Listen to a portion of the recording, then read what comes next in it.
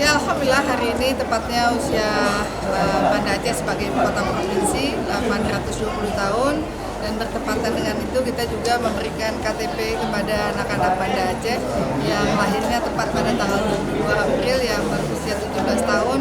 Tentu ini sebuah kebahagiaan bagi mereka bisa mendapatkan kartu tanda penduduk di usia 17 tahun ini pertama kali. Jadi sekaligus kita ingin mengapresiasi kinerja dari Disduk Capil yang juga sangat peduli dan bisa menyerahkan bersamaan dengan kebutuhan Kota Banda Aceh. Ya, mudah-mudahan mereka benar-benar di usia produktif ini betul-betul bisa menjadi anak-anak yang bermanfaat, ya, yang cita-citanya dijabah Allah. Tadi banyak ada yang ingin juga menjadi imam besar, ya, sudah mulai menghafal Quran.